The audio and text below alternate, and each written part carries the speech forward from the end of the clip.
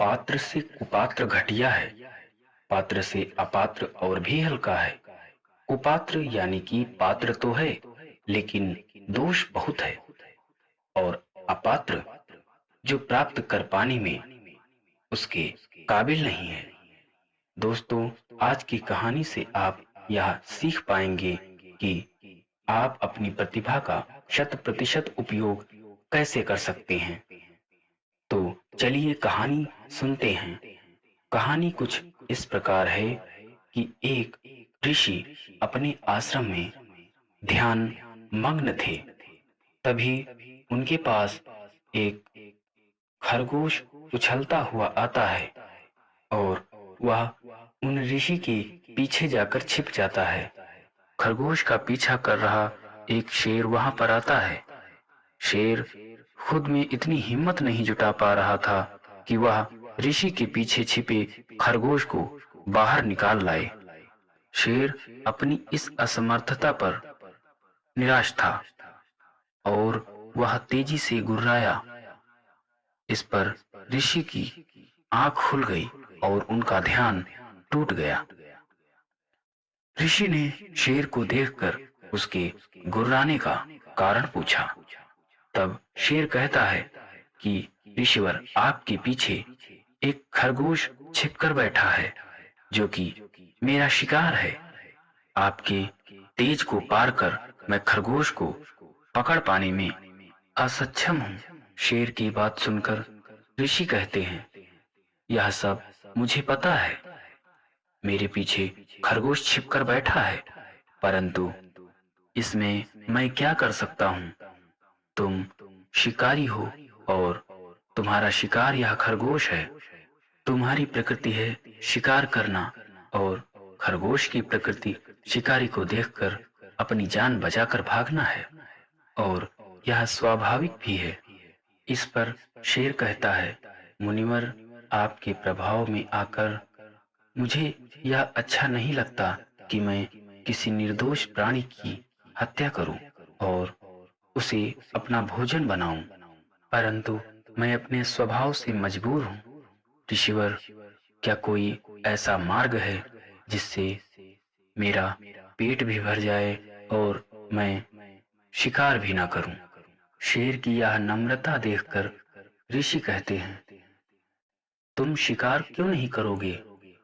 तुम्हारी प्रकृति शिकार करना है और तुम्हारा जन्म भी इसीलिए ही हुआ है कि इस पृथ्वी पर तमाम जातियों की संख्या में बढ़ रही असमानता में समता लाने का तुम एक कारण हो।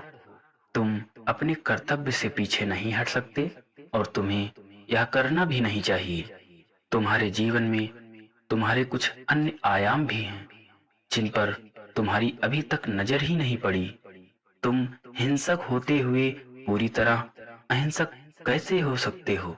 यदि तुम्हें अहिंसा प्रिय है तो तुम हिंसा और अहिंसा के मध्य सामंजस्य ला सकते हो। तुम अपने स्वभाव को नियमित कर सकते हो और अपनी अनियंत्रित आक्रामकता को नियंत्रित कर उचित व्यवहार करते हुए स्वयं के कारण होने का श्रेष्ठ फल प्राप्त कर सकते हो। और यदि तुम अपने स्वभाव का त्याग करोगे तब तुम्हारा अस्तित्व न रहेगा। स्वयं के अस्तित्व के लिए तुम्हें भी अपने स्वभाव के अनुसार ही कार्य करना होगा। तुम्हारी आक्रामकता यदि शांति धारण कर लेगी तब प्रकृति में असमानता की स्थिति उत्पन्न हो जाएगी, जो कि सर्वथा अनुचित है। ऋषि की यह बातें सुनकर शेर की समझ में कुछ तो आता है और वह वापस अपनी घर की ओर चला जाता है। शेर के जाते ही खरगोश ऋषि के सामने आता है और ऋषि को प्रणाम कर उनका धन्यवाद करता है कि ऋषिवर, आपने मेरी जान बचाई, आपका धन्यवाद। तब ऋषि कहते हैं कि मैंने तुम्हारी जान नहीं बचाई, तुमने स्वयं ही स्वयं की जान बचाई है। तुमने छिपने का उचित स्थान देख लिया और वहीं जाकर शरण ले ली, इससे तुम्हारी जान बच सकी। तुम यदि बचकर भागने में थोड़ी भी देर करते तब शेर कि छलांग तुम पर ही सीधे आ पड़ती और तुम इस समय शेर के पेट में पच रहे होते और तुम इस समय जीवित ना होते। ऋषि की बातें सुनकर शेर उनका धन्यवाद करता है और अपने रास्ते आगे बढ़ता है। वह ऋषि की बातें याद करता हुआ जा रहा था और तभी अचानक एक दूसरा शेर उस पर झपटता है। इस बार खरगोश स्वयं को बचाने के लिए सचेत नहीं था और उसे अपने प्राणों से हाथ धोना पड़ता है। ऋषि यह सब जान चुके थे और मन ही मन सोचते हैं कि पहली बार शेर से बचकर खरगोश भागने में सफल हुआ।